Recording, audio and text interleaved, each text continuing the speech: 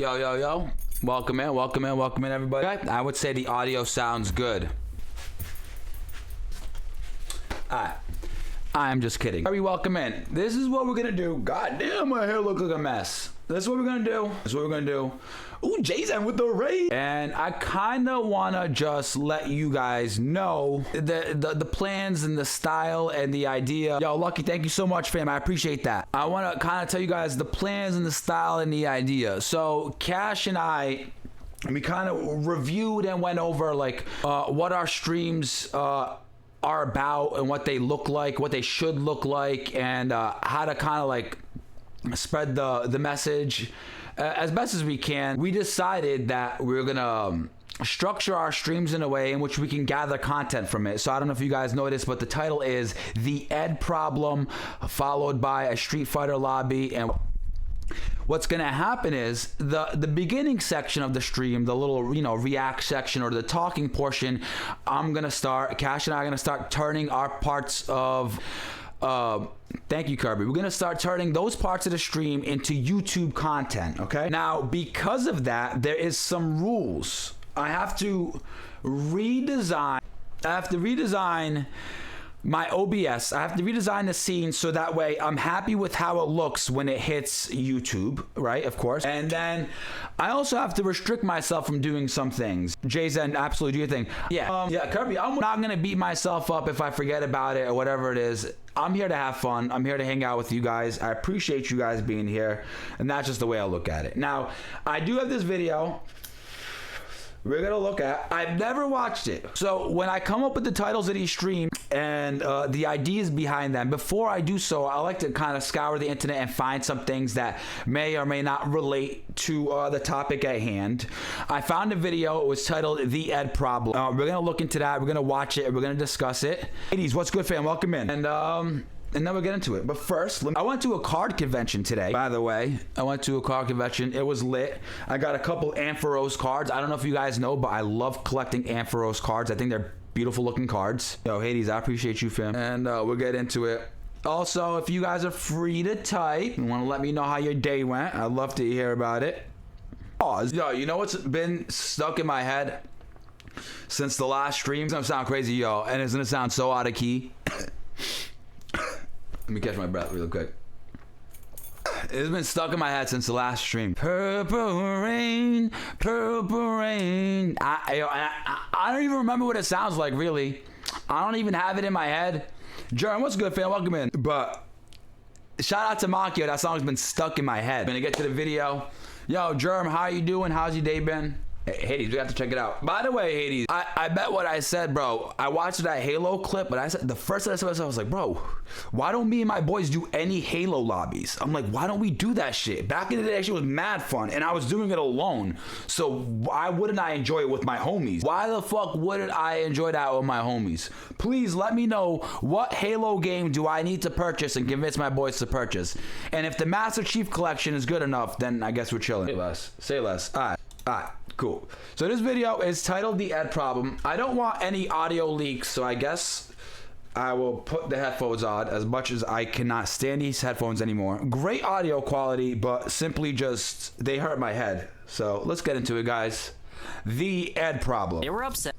Wait. Why is May from Guilty Gear? Yo, I feel like this is done on purpose. May from Guilty Gear, I think is here because she was, I think, overtuned for quite some time. Specifically because one specific character didn't get nerfed. They were upset that there were no changes to Ed. Ed came out in Season 1, and most people weren't too excited for him. He was a returning character that wasn't very popular in 5. After all, his defining trait was this special move, the flicker, safe and very spammable. It also didn't help that Ed was one of the 2 characters that had easy inputs baked into their kit. No motions, just buttons. Yeah, so my thing with Ed is I like Ed. He's a cool character. I like playing him. I like the stuff you do with the combos. I like the target combo. I just don't like how he looks. I have to say, I don't care what people say. Somebody drew this background. Somebody drew this. Somebody put effort into making this, right? Or it could be AI, but like I think that's really cool. I think that's really cool. This is good effort. This cycle. I can see why Kirby said she loves this video already. This could be a filter. I've never seen a filter like that. These are all 2D. These are all straight 2D shapes. That'd be crazy though. I can see it though.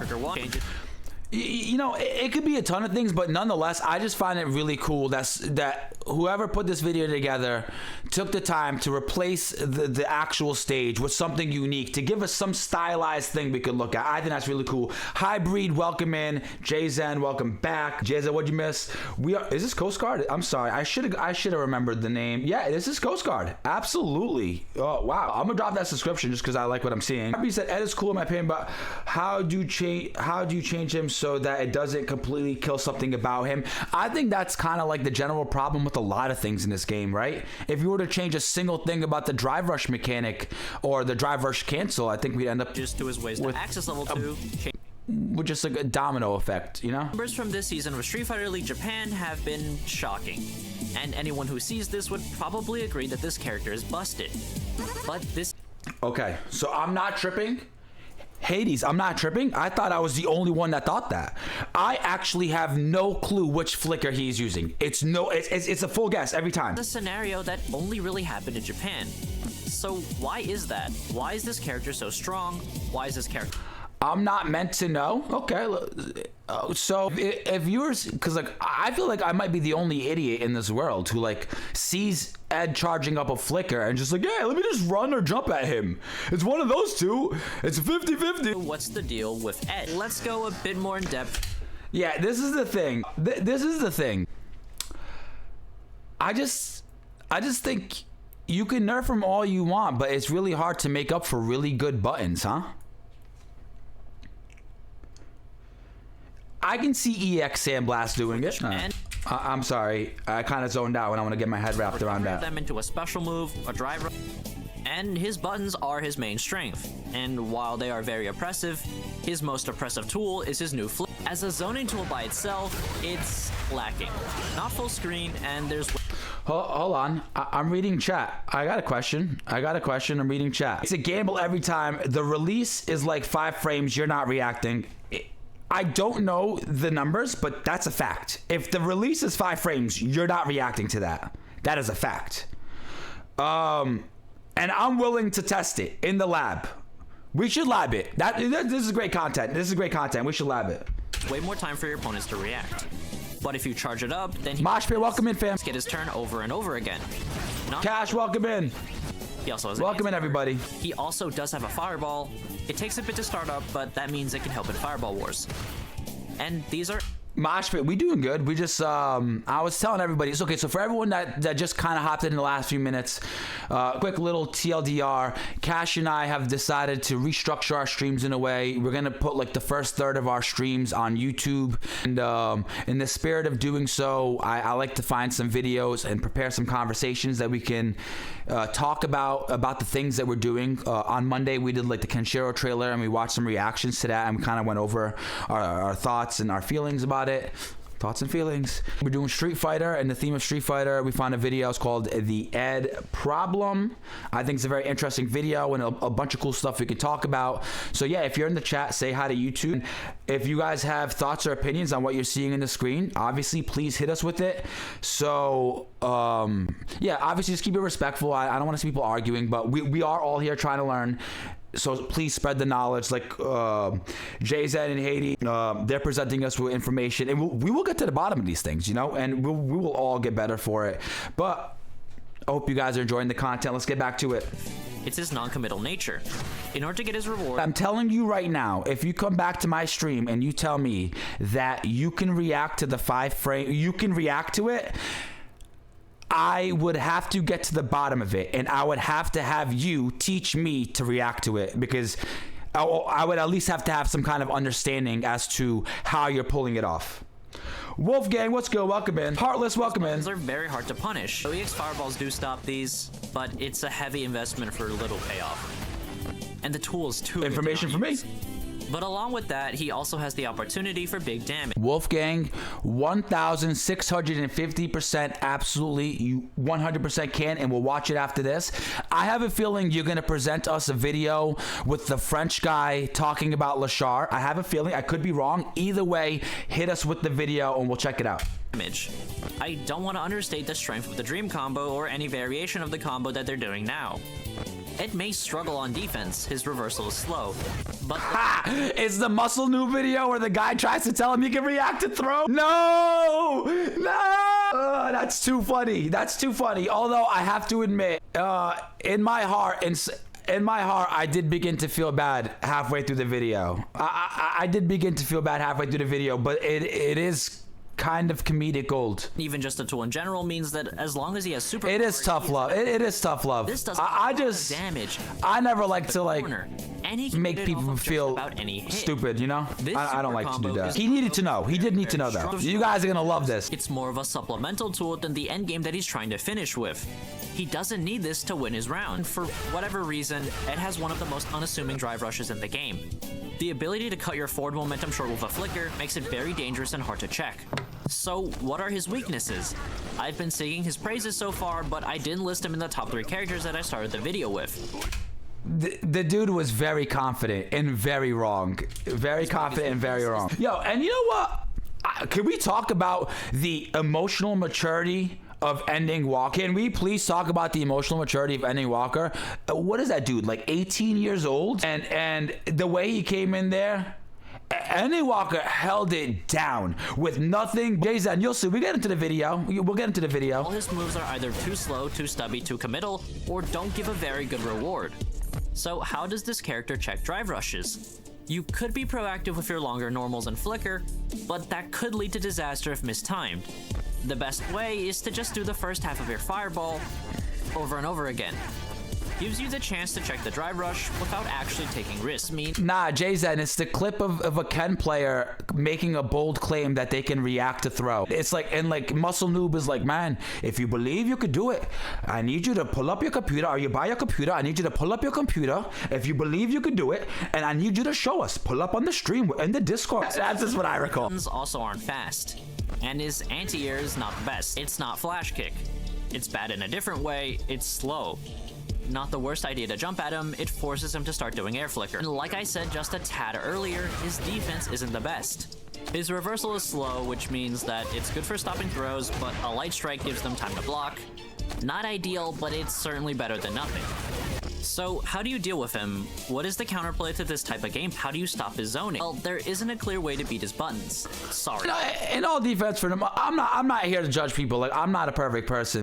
I can only imagine how frustrating it is for a player of Muscle Noob's caliber to deal with people on a consistent basis who try to claim things to be true that are just verifiably false. Yeah, that Ken player was not being malicious whatsoever. Like, and you know what? I would have gave him the tough love. I would not have posted that video. It's funny. I would not have posted it, and I'm not judging nobody. So counterplay to him abusing his flicker.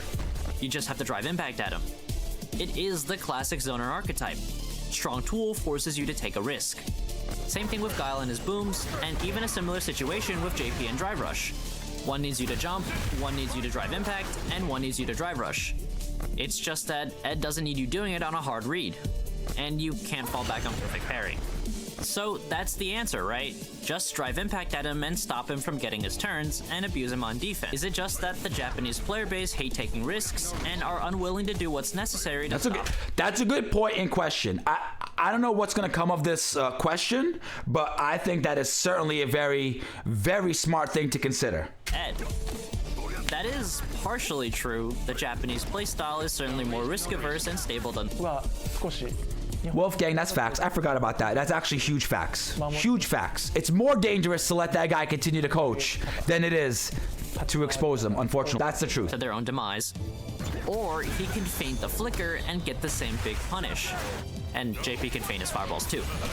And just look at the damage that these two get for getting the read right on these options. And this is the distinguishing factor between Guile and these two characters. The skew between risk-reward is vastly different. If you fail a jump in on Guile, you get hit with a flash kick. It's fine because in the... if you fail a jump in on Ed, you lose 60% of your health. Ed does a level 2, and he gets 1 super meter if he goes coast to coast with the dream. You need to drive impact and jump at Ed, because if you don't at least threaten it, he can get away with charge flicker for free.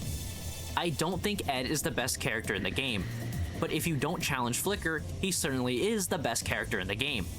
Sure, you won't always get your drive rush to punish, but once you start representing it, the Ed will have to feint it on a read, which means that he will start voluntarily giving up his pressure just to not get it. And it's not like him feinting it is something that he can get away with for free. Maybe from further away, but it can certainly be punished with a read.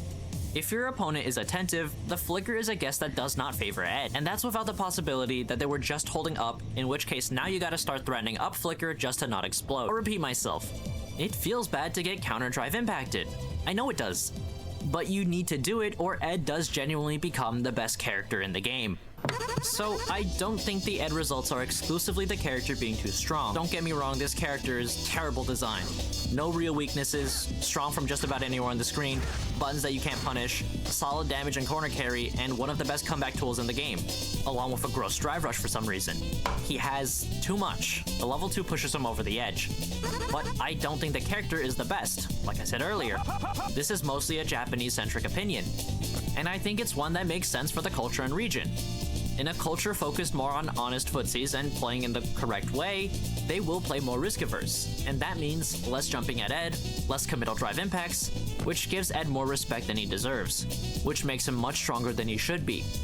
After the nerf, he shouldn't feel comfortable charging flicker anymore. This result is completely understandable. You don't want to get hit for massive damage on a read. That's what reversals are for. And Ed isn't really dominating anywhere else. He did win UFA, and some Japanese players are picking up on this. So is Ed in desperate need of nerfs? Not really. I think he's fine. And honestly, I can't even think of more ways they can really nerf him without gutting him. He's not bad, he's certainly very viable, but that doesn't mean as much in a game that's this balanced. On paper, Ed is too good, way too good, has no weakness, but in practice, he's still good, but not to those levels.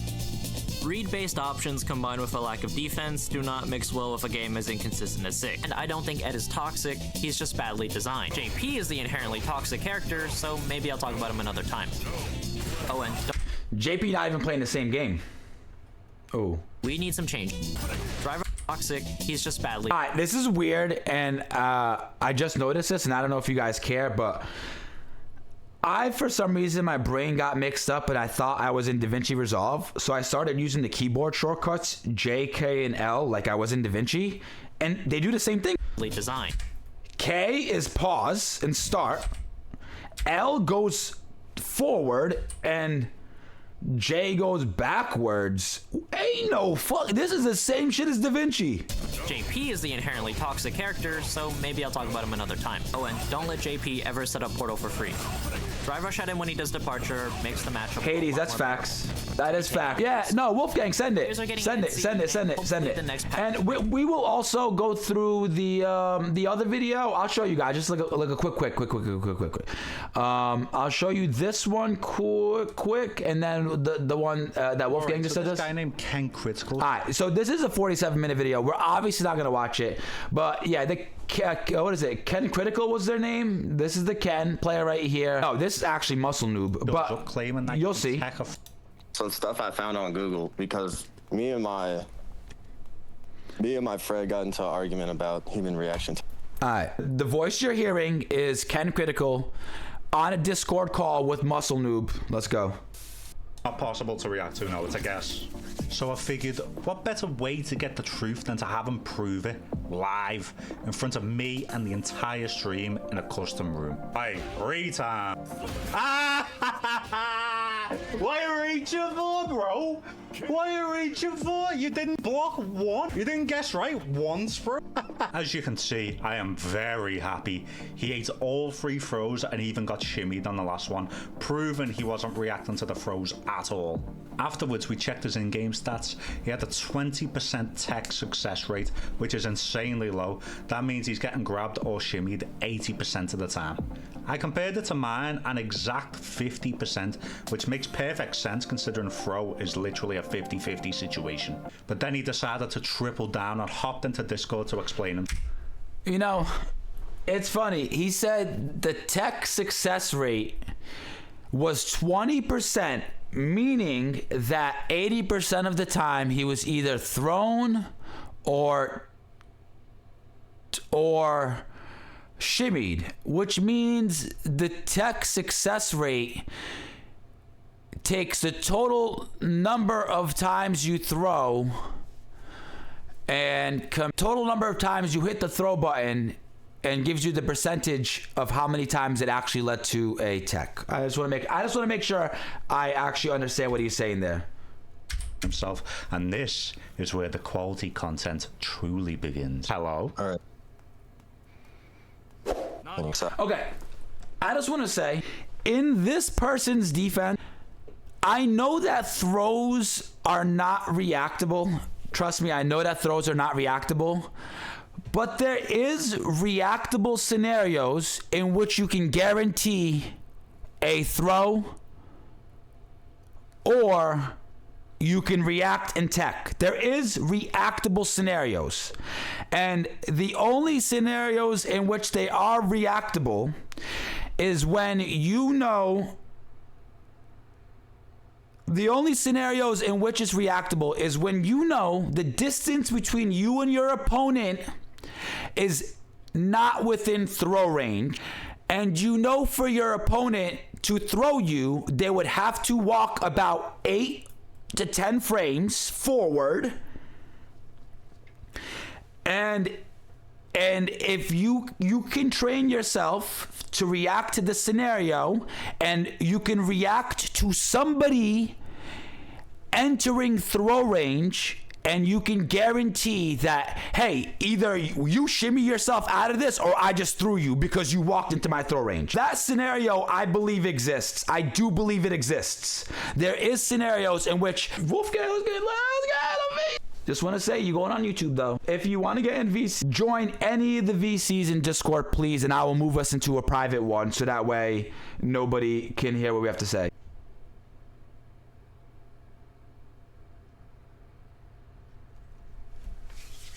There we go.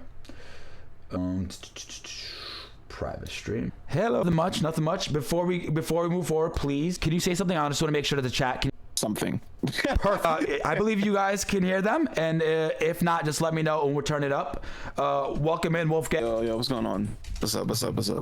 Chat, make sure you guys get that follow. Yeah, I saw we were getting deep into this topic, and I remember like seeing this video, and I didn't really go out of my way to like react to it on stream or anything, but I also didn't really get that many chances to talk about it with many people, at least in the FGC. Like I showed it with one of my other friends, and even though they don't play Street Fighter like that, they could even tell like, yeah, like it's just not reactable. Yes. But something I noticed you were talking about was, funnily enough, the same thing that what's his name, that Ken Critical was bringing up, and I was trying to let you know, I was going to say that Andy Walker actually answered to that statement already. The idea of like you, for example, if somebody's trying to close in the gap during, let's say, their own offense, or maybe during like, you know, a close quarters scenario. Yep.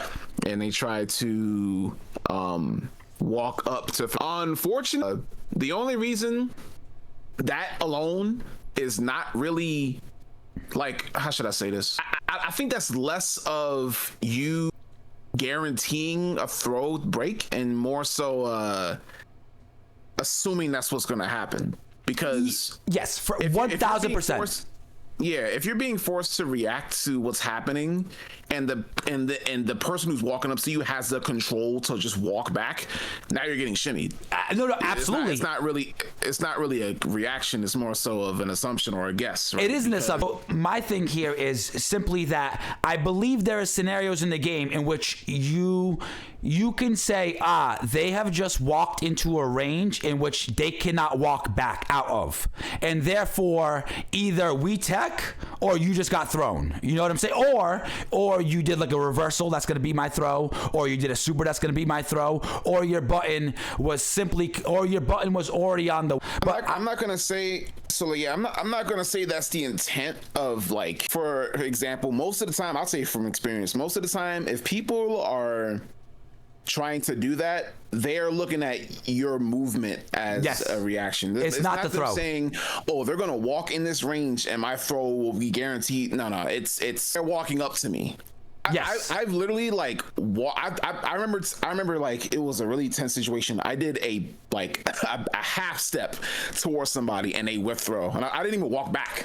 I was like, yeah, they're trying to react to movement. They're hyper focused on anything that they can see where they can try to like defend. Absolutely. Against. And that's one of the easiest ways to open somebody up. Like the case that Ken Critical was making was that he was saying that the animation where, because he plays modern, so he relies on his Twitch reactions during defense for most things, which can either help him or hurt him. And in the case of throws, it was hurting him because he was saying that what he relies on is the animation on where the opponent throws him. If he's crouching, that means his model is forced to stand. Yep. And so I forgot that part. He was making that claim. He was making that claim. Yeah. I understand, and that's the thing, right? I think most people weren't. I feel like most people were just on the spiel to just try to dogpile him just because it was funny. Yep. Like I understood where he was coming from. The problem is, and it's the same thing that Any Walker said, that's not consistent. Because you have to consider how many frames it takes to even see. Like the tech window was, I think, 13 frames, and then on top of that, you got to consider input delay, and you got to consider online rollback frames. You got to consider the delay on whatever controller you're using, because not everybody's controller ain't built the same, whether it's pad or stick or whatever. Like it's just not consistent. You're literally forced to guess in most situations, and the thing that they were saying every time he tried to make not an excuse, but like make up or come up with a reason, they said the same thing. Well, if it's consistent, then why is your percentage 20%? Yeah, it's not consistent. Clearly, yeah, it was bad. And he was like, "Oh, I'm not saying it's consistent." I was like, "All right, well, then why are you relying on something that isn't consistent?" You know, like nobody's saying that what you're doing is easy. It's hard for a reason, and it's because anyway, we're just saying it doesn't exist. That shit was funny. I was like, yeah, nah. Like, I do have a question though, and this is a question for everybody. Do you guys think there's anybody on this earth that could react to throws? Just fuck no. You don't think there's like a genetic anomaly out there that's got that's just super fast reactions? On average, I mean, I see what you're A saying. 5-frame reaction, the pure 5-frame reaction. Nah, nope. On average, I'm pretty sure the fastest human reaction time is anywhere from like 13 to 14 frames max. Like anything beyond that is a guess. It's just too fast. And then you want me to tell you how I know that like that's like the average? Do me a favor. I want you to think of a character. His name is Terry.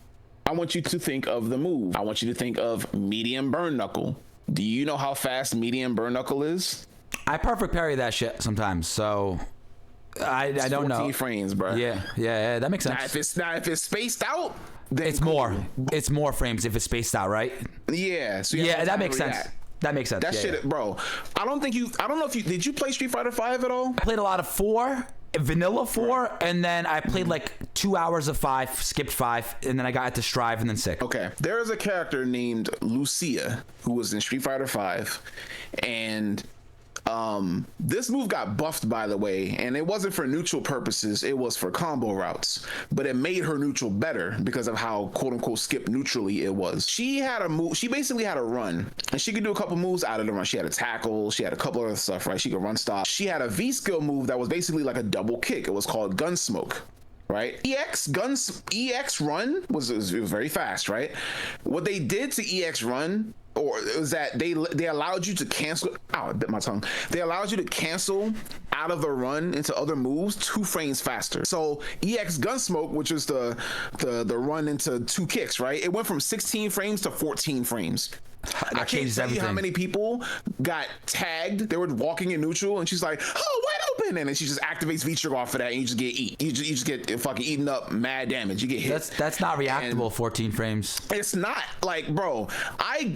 It was so insane, bro, because so many people were claiming it was reactable. I'm like, bro.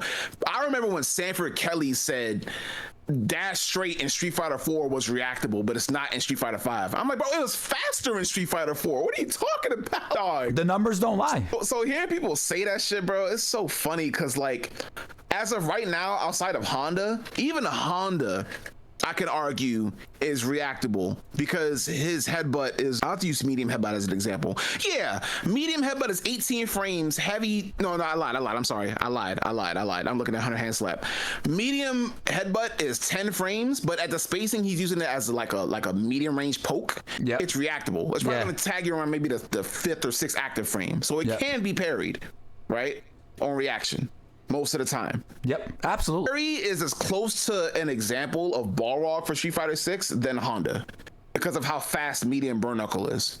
Yeah. Like, nope, I've never in walking distance, you're not reacting to that, bruh. Like, so if most people on average, mind you, if most people on average can't even deal with burn knuckle, not parrying it, just blocking it, just walking and blocking. If you can't react to that, you're not reacting to a 5-frame throw. Absolutely not. It's not possible. Absolutely not. Now, I will say this. There is scenarios, a lot of people, they get confused. They will like, I guess they'll make a correct guess, and then they'll watch that correct guess happen, and they'll think they reacted. And I think it's a reaction. Happens all the time. That happens all the time. Do not get that confused. You had an assumption, and you reacted to your assumption being correct. You're not reacting to the animation. That's it. Read. It's a read. Yeah. They'll use confirmation bias to confirm that their read was, oh yeah, I wasn't thinking about it. I just did it. I'm yes. Go. Like, yes. Stop, this happens all the time. Stop. I'll tell somebody if I'm in a VC with somebody and I'm playing against them, I will straight up I will never lie to their face. If I got lucky on something, I got lucky on something. But if I read it, I'm gonna be like, yeah, I read that. Like I tell people all the time. People think I'm ego checking them. It's like, nah, it's like I read that. Absolutely. I agree with everything you're saying here. Now, there is one thing I'm not sure if we were on the same page about. So when you were saying, and I kind of just want to get to the bottom of it for my own educational sake. Yeah. When I said that you are reacting to people walking within your throw range, right? Yeah. And I think depending on the speed of their walk speed, like, you know how like if you do a drive rush jab, you can't walk back, right? Yep. I do think there's scenarios in this game where you pretty much watch your opponent walk directly into that spot, and you can say to yourself with confidence, I have to throw, I'm throwing a throw here. Either that throw is going to get delay teched, either I'm going to get counter hit, or I'm going to throw him, right? Now, I think that moment is reactable, but I was thinking about it as I was saying it. They could just hold up, right? And just jump your throw.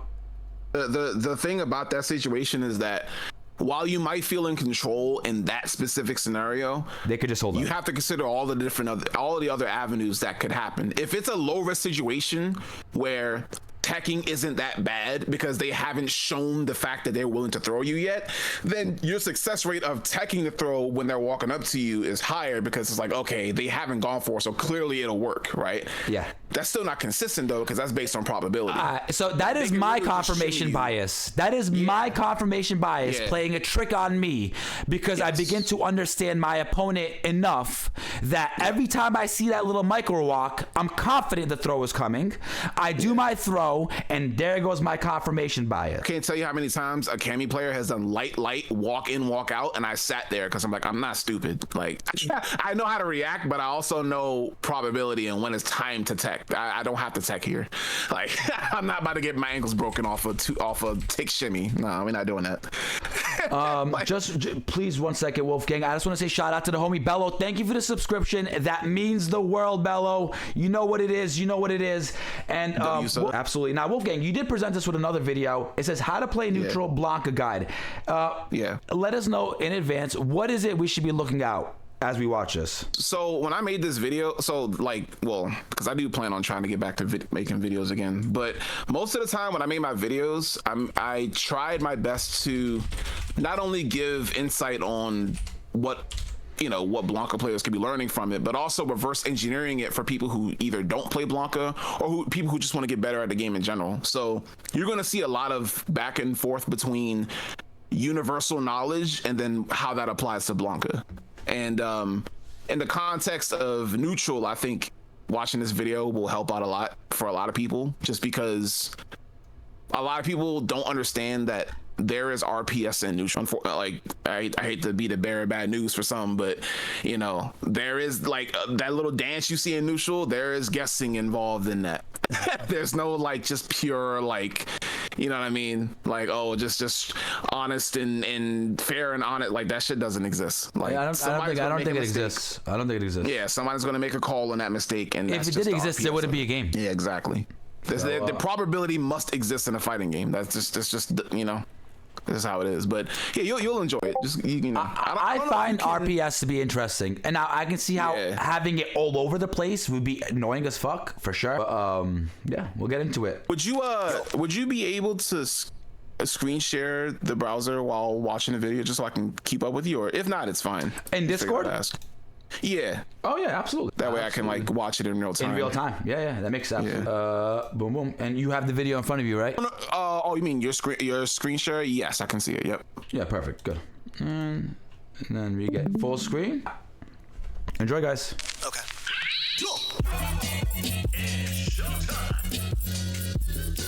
Is this one of your original tracks? Yo, Wolf, is it? Chat, let me know how you feel about the volumes. If the video's too low or too loud, just let me know. Neutral. The stage of a fight where neither player is blocking or getting hit by anything, and you're trying to figure out the best way to start or continue your game plan. 6's. A complicated, often nebulous term that refers to the battle for controlling the space in front of you, often by using good pokes. In essence, you're trying to get to a range you like, while trying to deny your opponent getting to a range that they like. A wise man once said, 6's are a part of neutral, but not all neutral has 6's. Even in a neutral, there's an unspoken rule that enforces rock, paper, scissors like decision making when fishing for an advantage.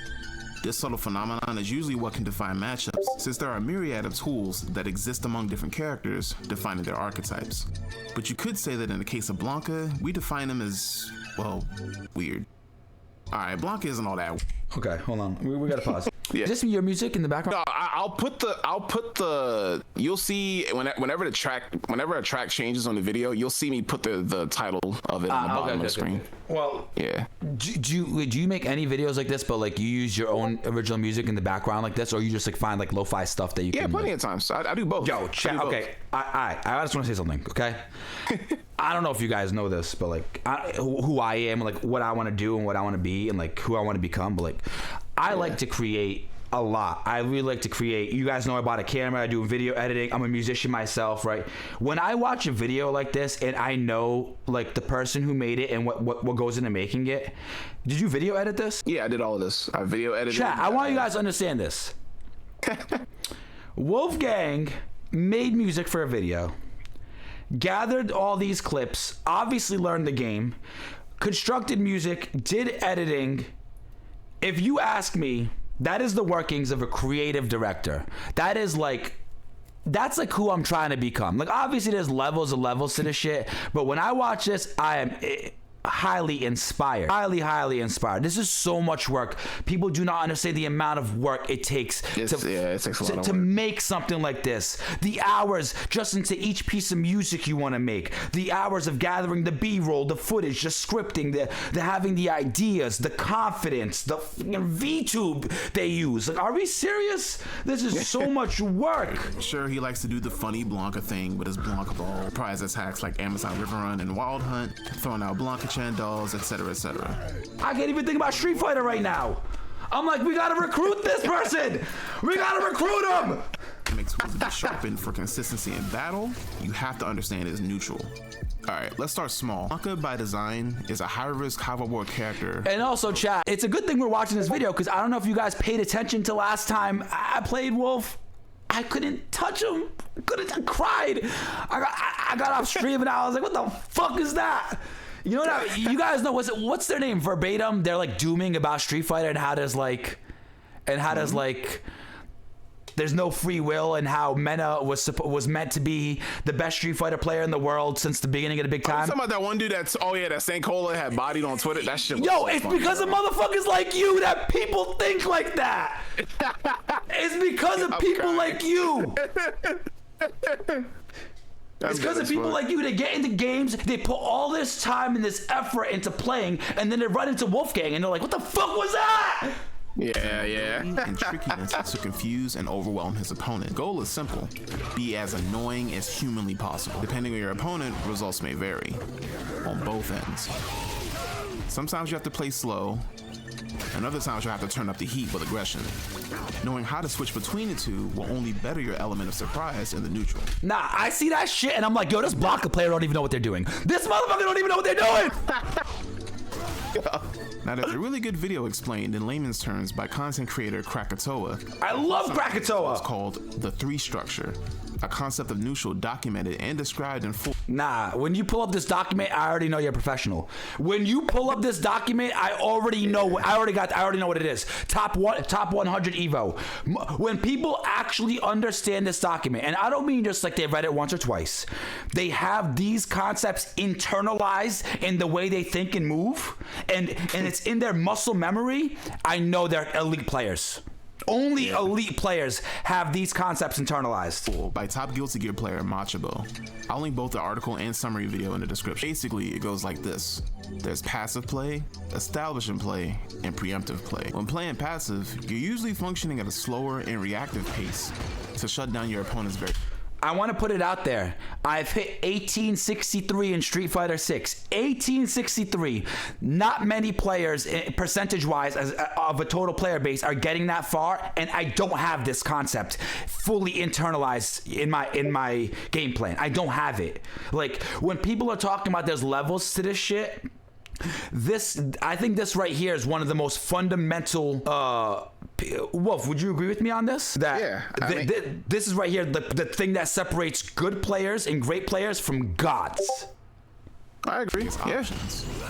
I definitely agree. It's easier at moderately safer ranges if your opponent is just fishing for hits using their own tools. I think I might have perfect parried that palm from Jamie maybe once or twice in my career. Yeah, it's not easy. But it gets harder when the gap is too close. Enter establishing play. Well, someone has to make a move to get the party started, right? If a player has access to moves within an effective range that benefits them, whether it be zoning, rushdown, or otherwise, they can establish set attacks to force a response from their opponent, who is looking for opportunities to win neutral. Sometimes those attacks are reactable, sometimes not so much. Is that move not reactable by her? If you wait too, it's kind of similar. It's kind of similar to Ken's Dragon Lash. If you wait too long to DI it in the heat of the moment, what about just like a pure perfect parry? Yeah, perfect parry is a better answer. But I'm just showing, for example, like a lot of people will say, "Oh, just DI him and all." Yeah, like, and you get clapped back. Yeah, absolutely. It's a 20 frame overhead. Like you're trying to react to a 20 frame overhead when she has other things you got to be with a DI. About. No, absolutely not. Absolutely not. Yeah. So what can you do? Well, if you have an assumption, or read, that your opponent will try to establish a play in the neutral, you can go for a counter that's necessary for discouraging the option to be seen again. I made this song. Yeah. Pandy Montero. It's a flip, so. It's a remix, yeah. Something to maintain the neutral in your favor. We call this preemptive play. Now remember what I said about that unspoken rule of RPS and neutral? Well, if you're the one playing preemptive, trying to shut down what's perceived as an assumption of established play, and the player pulls back their punches in that moment, then guess what? You're not. If you're playing preemptive, I'm sorry, I just, when we talk about these concepts, I want to wrap my head around them. When you're playing preemptive and your opponent pulls their punches, you swing and get whiff punished. And guess what happens? Now you're losing the passive play. Preemptive loses to passive. There we go. That's the bottom line there. Preemptive loses to passive. Whenever there is no OP. And you know, making this rationale and kind of gathering the data on your opponent to decide where they are in the triangle is a challenge in itself. Like, this is one of the reasons why, like, people, this is what causes that little neutral dance that you always see between two players who are walking back and forth. They're trying to be at a winnable range for themselves while also not being in the danger zone from their opponent. Yep. And at that point, you can play. At that point, you're playing footsies, but you can always dance outside of footsie range to try to establish something else. So you're in like none of these. Technically, you're almost like in none of these. Oh, not any one of these three states because you're just in a safe space entirely, right? Yeah. Well, I mean, at some like the reason why establishing exists is because somebody has to make the first move eventually, right? Yeah. Somebody has to enter somebody's space. Yeah, both. You want? No, actually, I'll take it a step further. You're always doing one of these, even if you're not thinking about it, because if you're sitting in neutral, you could be waiting for somebody to establish something. Passive. If you're playing passive, or passive. Yes, I'm sorry. Yeah, you're playing passively. If you have a read on something and you know what's coming, you can assert your answer, and you're either going to be right or be wrong. That's being preemptive.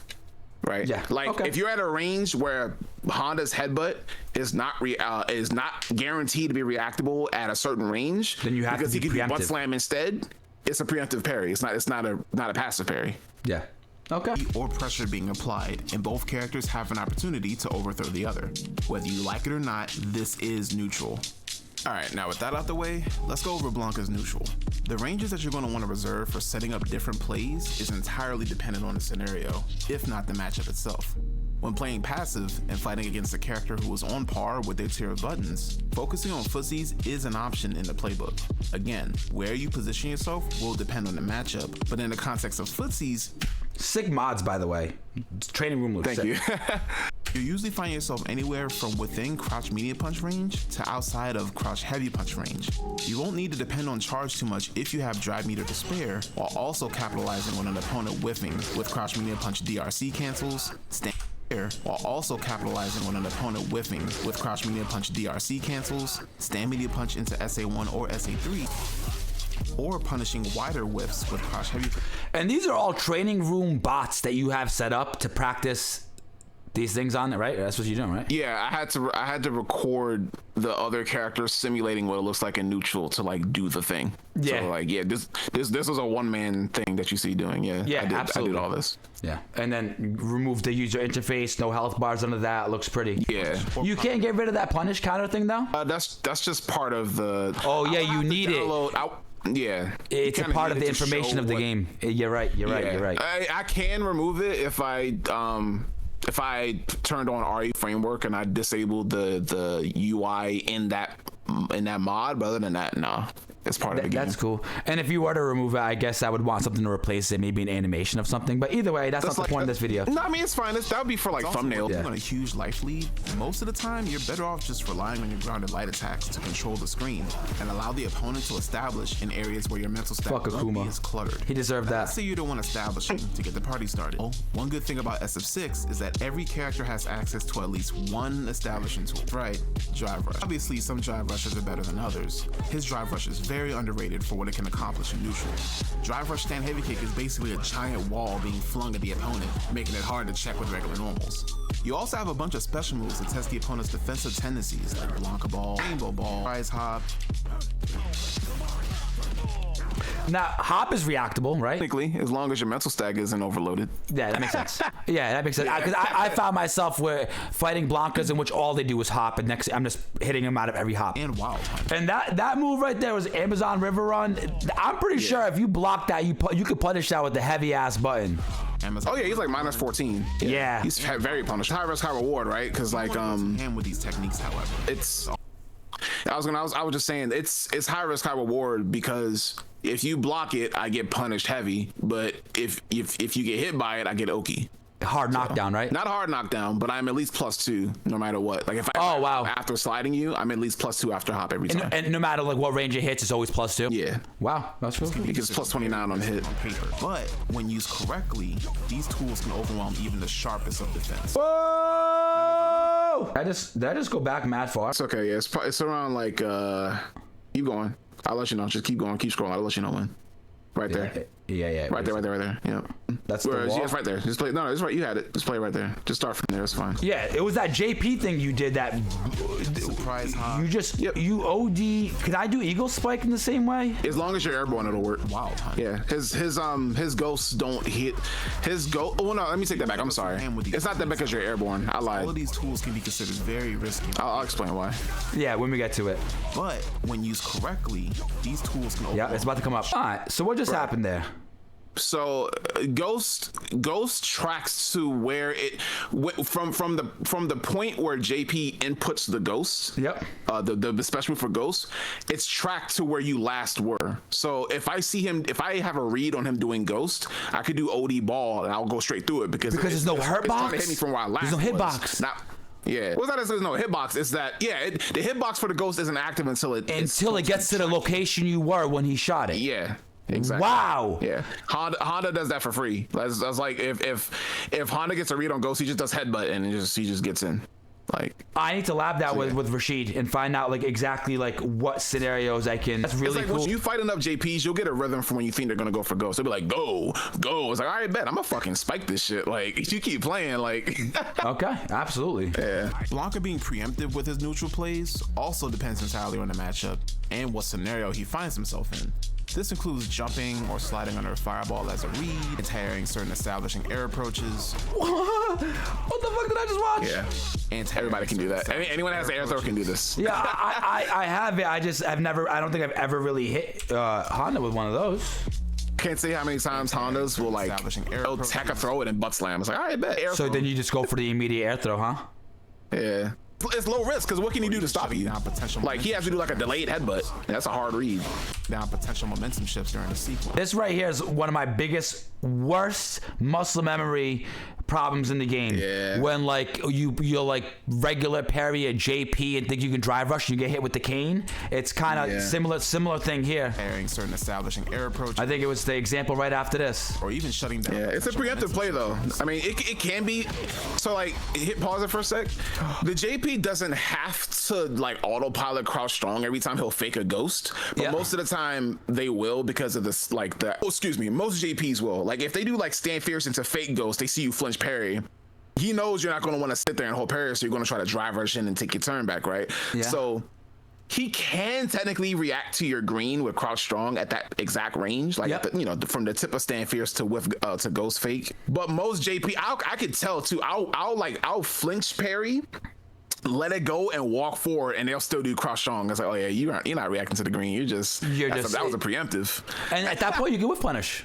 Right. Yeah, exactly. Well, I mean, it's JP crouch medium punch, but I know what you mean. In any other scenario, like yes, technically. Exactly. That move was just out of this world. Anomaly. Yeah.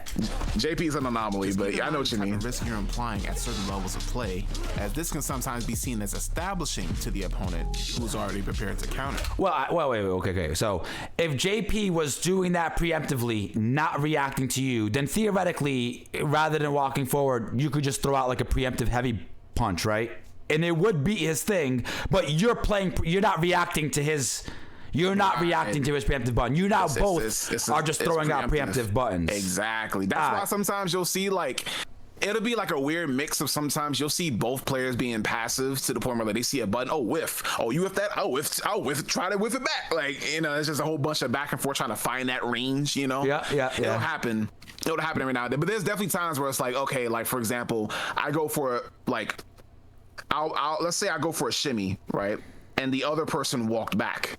Like we both walking back. Like, okay, I thought some people's shimmy options are actually preemptive. The more you think about it, like they're autopilot. Like they'll do like a tick, walk back, heavy, not trying to react to your throw. That's me. Just do it. That is me, chat. When I'm gonna be completely honest.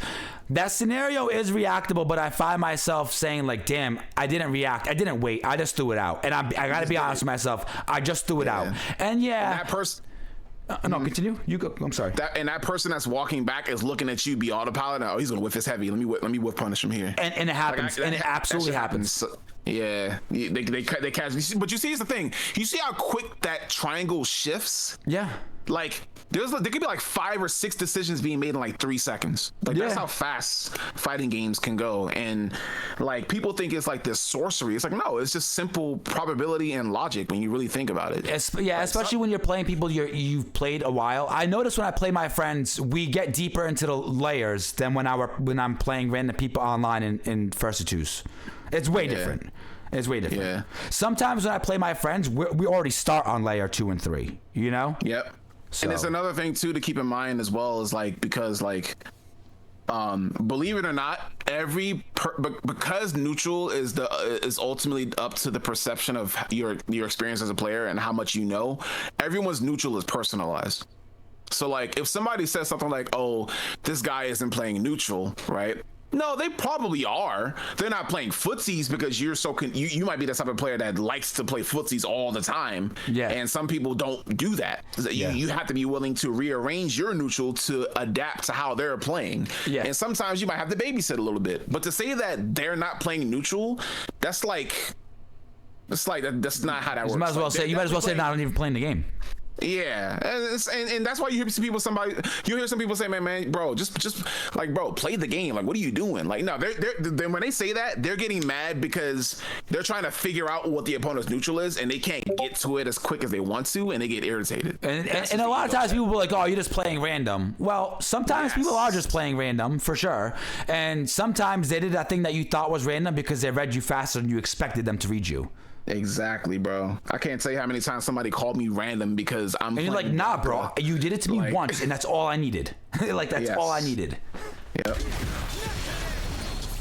All right, we've been in the video section for about an hour 15. We got 2 minutes left in this video, and then we're gonna open up a lobby, and I hope to see you guys there. Yeah. How you adapt to the situation won't always be the same when fighting another player. And that's what makes the concept of neutral so interesting. It's like a small conversation between two people. In the form, it's a concept of adapt to the situation. I like that right there. I think it was forward heavy punch went over her fireball. Rashid's forward heavy kick also does that, but it's a very underutilized tool in my toolkit, and I'm ashamed of that. Form of a dance. Big shame. Just yelling and screaming at each other. I don't know. It's also important to keep in mind that conversation between two people in the form of a dance, playing chess. Nah. I'm not here to hate on the Wolfgang video, but I did hear somebody make the perfect analogy for fighting games.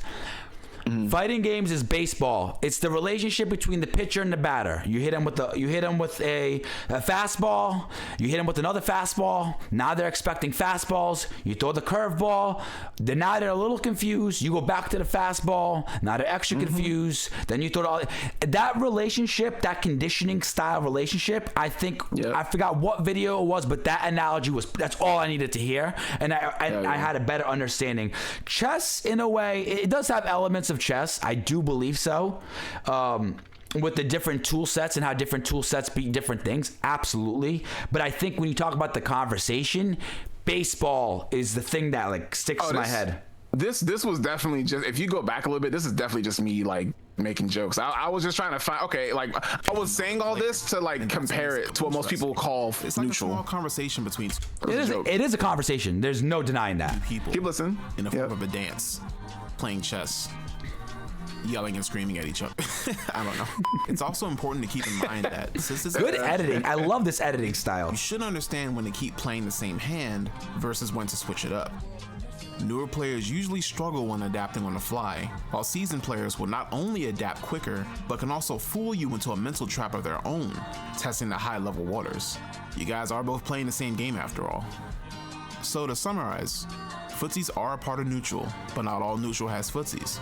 Neutral has RPS elements of its own, and it's necessary to understand what beats what. Passive beats preemptive, establishing beats passive, preemptive beats establishing. Note, due to match of variables, results may vary. Blanka is high risk, high reward I love that part. by nature, and sometimes has to establish in ways that baits the passive opponent. Just don't be too predictable. You'll be fine. Alright, y'all, and that's it for the video. Holy shit. Alright, y'all, that's it for the video. If you like Did that happen in the recording and you were like, nah, that's just too funny? My throat got dry. that's all, make sure to rock, paper, scissors, that like button, I love those natural moments. comment, all that good stuff, and I'll catch y'all in the next one. Y'all take it Good easy. stuff. Chat, like I said before, if you're not already subscribing to that Wolfgang, please click that button. Subscribe right here. Hit the notification bell. All personalized? Yeah, right? Why not? Let's open up the game. Who wants to get into a lobby? Could play probably for a little bit. Absolutely, absolutely. I was playing Marvel Rivals earlier, man. That game is just inherently sweaty. Like That game, that game is full of jank to me. Listen, I like Rivals. Don't get me wrong. Rivals is cool, and I love playing with my friends. But I had a traumatic experience on Rivals. I was playing Penny, and I had a Groot who would just keep going and using their wall to break my nest.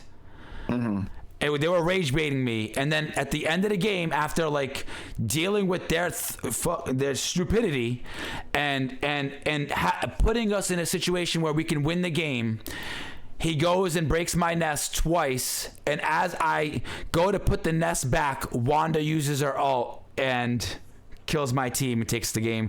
And I had to. The enemy Groot or the ally Groot? No, my ally Groot, my own teammate. Yeah, that's the best kind, bro. Like I'm playing Squirrel Girl and this Groot just keeps blocking my shots. I'm like, all right, bro. Like, bro. I have some stories for you, bro. That game is insanely, like, it could get real toxic, but that's why I try to play with friends. So We it do doesn't happen. customs nights. Like Saturday night, we had 14 people in customs. Oh, wow. Yeah. You got to That get sounds in like on fun, that with yeah. us sometimes, please. Yeah. All right, let's get to it. I'm going to make a custom room, guys. Yeah, perfect. Create room. Yo, Wolf, I really appreciate you taking the time out to give the chat and the homies your feedback and knowledge on the game. Yeah, no problem, bro. Like, I always, like, I just chalk it up to just, you know, if I have the time and I'm, you know, it's a situation where I can share the knowledge, there's no reason to gatekeep it. And I always want to see my region do better, or my yeah, I guess, yeah, my region. I want to see NA do better, because we could be doing a lot better. There's definitely a lot of people who want to get better, but then there's the people who just, like, I don't know, they either, like, they're not obligated to take it seriously, obviously, but to act like, you know, all hope is lost because Japan exists is just, like, so funny, because they're doing the same thing we could also be doing, you know, outside of a few, I'm really trying to, I don't know if inspire is the word, but kind of help facilitate a shift in the culture that we have around here. Like, you see me the other day, I reached out to you, I said I want to get some more games. I want to stop being shy and reach out to more people, and also let people know that they don't got to be shy, and feel free to reach out to me, because I think that's the thing that separates us from that culture is, or that region I should say, is the culture and the way they go about, just the way they go about it, and they go about talking to each other and